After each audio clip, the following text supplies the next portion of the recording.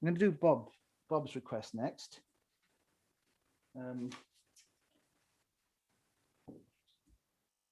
Right, I'll try and do this again. Perhaps this doesn't require quite as much for information, I think, as perhaps the water. I'm just going to put a building in here. I'm going to put a tree to the side here. Notice the tree is a bit higher than anything that's, it's higher than the highest point on the house, which is the chimney, of course. Sorry, I'm saying this is a house. You're probably not even wondering, you're probably still wondering what that is. This is a landscape, a foreground down here. This is the background in the sky. Here's a house over here. And maybe there's some low-lying shrubs just over at this edge of the painting. So I've probably seen this scene around Llangorst Lake. There's somewhere it's coming to mind at the moment. So we want to make this into a misty scene. The first thing to consider is you don't have to be too you don't have to put too much detail in. What I think is more about the color temperature, because you can have a summer's misty morning, which would be warm, dominated by warm colors, or you could have a winter's misty morning, which would be dominated by cooler colors. So I'm going for a neutral. I'm sort of doing something in between here, I suppose. I'm picking up some cerulean blue, because I like cerulean blue it's a slightly more opaque looking blue. You could use cobalt blue, that's also slightly opaque blue. I just want to create the misty atmosphere in the first place. The other essential ingredient for misty scenes is softness. Okay, so let's come through here, through the wall of the house, leaving just the roof of the house without paint on it for the moment, but making sure this is all nice and wet. Okay. And I strongly urge you to use Finder brush and paint different subjects with that same brush. It'll really feel awkward and counterintuitive for some of the things you will have to paint. So I'm going to show you trees in misty situation here. Sticking with the cerulean blue for a moment, with a bit of raw sienna, not burnt sienna. Okay, let's show you that's a fantastic color. It's just that color there is semi-neutral. And I'm going to say that this tree over here, all wet in wet. So you're working quite quickly again. Surprise, surprise. Make the shape bigger than the neighboring house or chimney, the height of the chimney. Could even come through the house a little bit there. A lot of the colors are going to be pulled together. You're not going to see massive contrast, in colors. It's a bit like dusk and dawn. Colors become muted. They get closer. They pull closer together towards neutral. So, but that said, you still want to infer that some areas will be warmer than others. So I'm just picking up a little bit of burnt sienna in the mix here, and I'll suggest it's something a tad warmer. Maybe the house is a tad warmer here. Now, I haven't done it, but you certainly could. We could have put those windows in like we normally do on buildings, so that when we put in additional washes, as I'm doing now, they would have that lovely soft effect on it. So here's, so you probably got the gist of this. This is just working very wet into wet. And it's probably a really good exercise, actually. And I'm glad you brought it up, Bob, because it means that if you're one of these people still inclined not to use enough paint, you're going to get an awful mess. You've got to say, if you want any shape to register in this wet surface of paper, it's got to be the paint's got to be of a certain strength, one that leans more towards strong than weak. Could put further hedgerows at the back there. Maybe there's a raised field at the back there, something like this. The more shapes you can get in, as long as they're all soft like this, the more misty this scene is going to look. So just very quickly place a foreground in here. This is raw sienna, and that's too bright for a misty day. Okay, unless those wonderful. If you've ever been out and the sun is just cutting through a misty morning, you will get this. You'll get this lovely subdued misty background with a fantastic hit of first sunlight on the field. Why don't we do that? Okay, for the dynamics. And would that have occurred to me if I'd not been painting in this carefree way? I don't think it would, not in a million years. But because I've just enjoyed and getting things wrong, I picked up too strong a paint. It proved that it wasn't wrong. It proved that that was the way to go. But I'd never have discovered that if I'd have stopped and thought it's going wrong. It's going wrong. Don't like it. It's just wrong. You just keep going through it. Paint freely, carefreely, in a carefree fashion. Just going to pop some details around the house. And for that, I'll pick up rigger brush. First time I picked up the sword liner, didn't I, before? I was going to say that was the first time I picked up a different brush. Yeah, sorry. What's this color called? Ultramarine blue.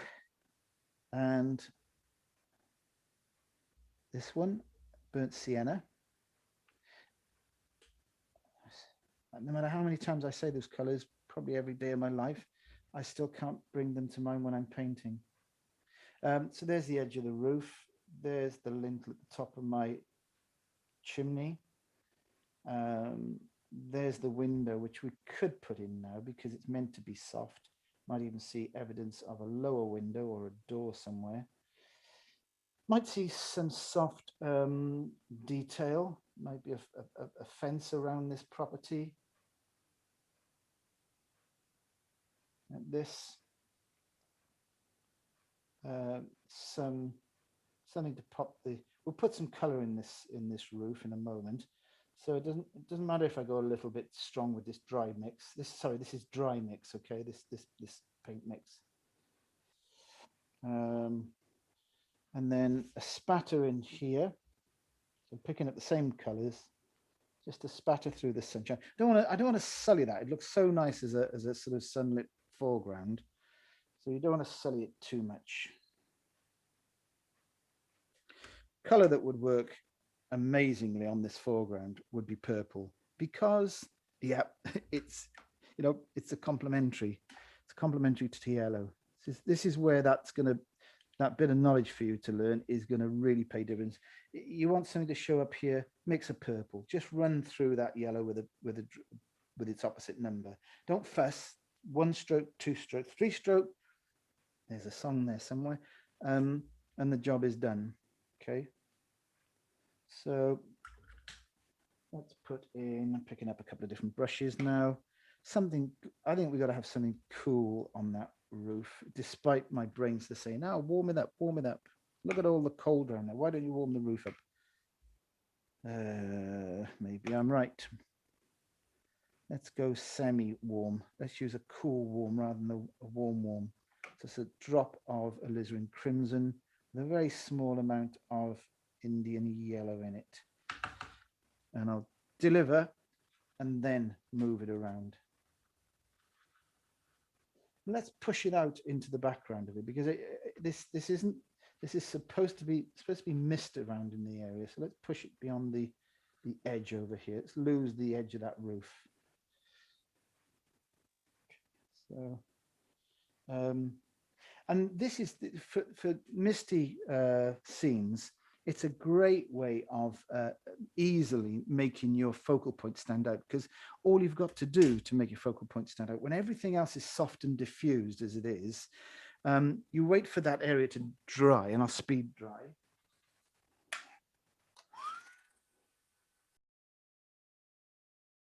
Let's show the people what I want them to look at.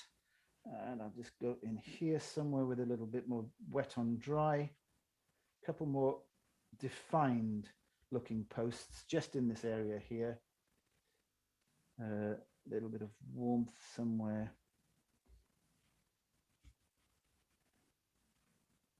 And there you've created a focal point. So much more I could do on this, but it's probably best for the purpose of this demonstration, I leave it where it is. White is always good again in these situations. I can find the brush I'm looking for. There it is. You could, again, you know, a bit of imagination. We said the sun is on the foreground. One or two of these window panes are just picking up a bit of reflected light, showing off a bit of reflected light on the scene there. A little bit of tap white. So you can't really, in a way, one thing I suppose you can't do with a misty scene, and I should never say can't, there's always an exception. I was going to say, the one thing perhaps you should be careful of is if you've got to put a dark in, which you usually have, you'll be very careful where that goes. I think it's got to go in the foreground and it's got to be a warm dark. So pick up a bit of ultramarine blue and burnt sienna. Yeah, I remembered the name of them. And we sort of say around the focal, around here somewhere, it's not warm enough. Put a bit more of the burnt sienna in the mix. You see, what I was going to say was, if too much of this dark goes in, it wouldn't look so misty. The effect wouldn't look so misty. So I'm playing between a misty background and a semi clear looking foreground, really. So there we are. Hope that helps, Bob. I'm going to do next one, which is Lindsay's transparent glass. So, sorry, very quick recap. Wet in wet, all the way up until the finishing touches, where you just decide where you want to, what you want to show off in the painting. Okay, because you can't, even in misty looking paintings, misty effects, you can't, the painting can't be devoid of some strong focal point detail, and that requires hard edges, dark paint, and inference of recognizable objects, fences, windows, that type of thing. So glass, I might do a couple on the same sheet actually, folks. So just to show you, let's make something nice and ornamental looking. We'll have so these are all glass vessels. Okay, let's have, might just show some of these with a couple of stems here. They might, you might want to paint one of these nice modern contemporary looking paintings where it's just a single rose and a single stem in a vase. What else could we do? They're all going to get more or less the same treatment. Something more simple. I'm going to pre-wet this one, okay?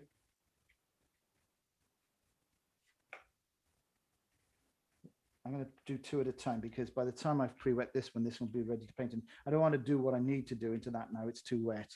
The paint's on, the water's on the surface of the paper. It's not in the paper. So I'll go to this one, do the same. Could leave a little bit of white paint, paper in places, couldn't I? So let's just do that for a moment. What you've got to think about is glass is a wall of transparent matter, isn't it? Transparent material. So you need somehow to imply that there is to the edges, there is a glass wall, okay? There's a glass wall all the way around these. And let me just move that into view. I'm going to zoom in a little bit, if I can. There we are. Right, so I think this one's probably dried off enough. What you need to consider is how you're going to suggest that there might be a wall down here. So a little bit of hit and miss line work, something like this. Okay. Interestingly, when light is coming from a direction on glass, on these type of things, often the shadows on the inside of the glass on this opposite side. So you can go a little bit heavier over here like this. Okay. Now, shadow down here on the, just to give it, anchor it to the ground. Okay. Now the stem that we're talking about, to show that this is glass, needs to be a dry mix paint. I'm squeezing all the water out of this brush.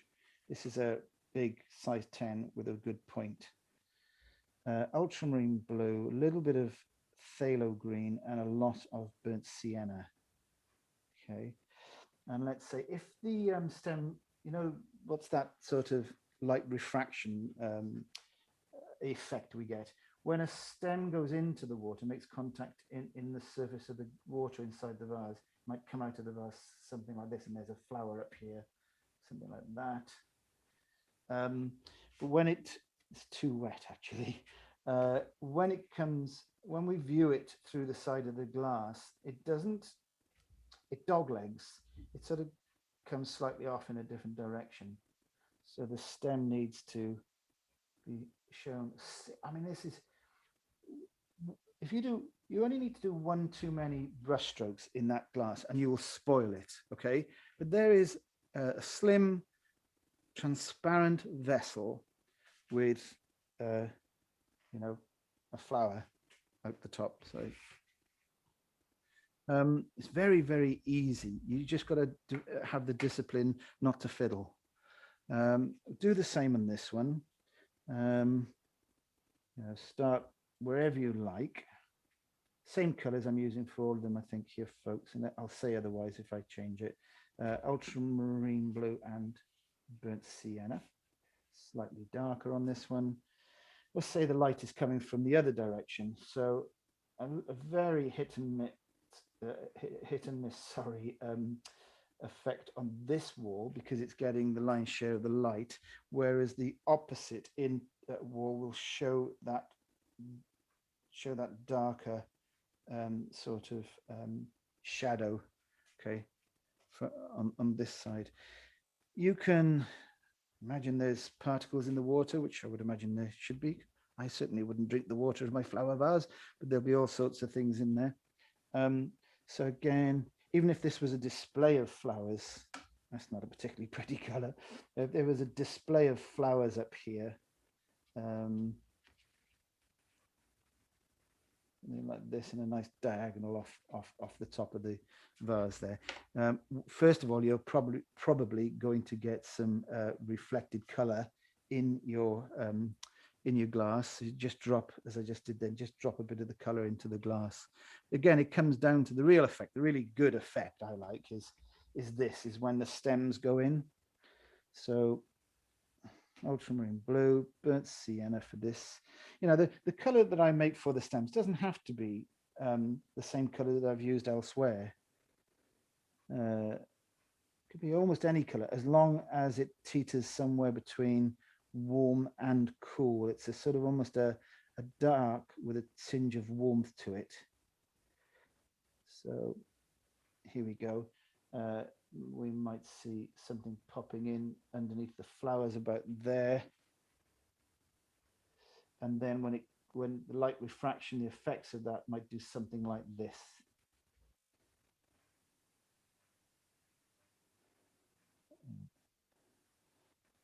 I'm not sure that I need to do that much more on that, folks. Could scrub through an area if you felt it was too perfect, showing that light off here. Remember, I left a bit of white paper, and it sort of works quite well because the light's coming onto this side of the glass of the vase. I felt as though that red needed some purple in it there.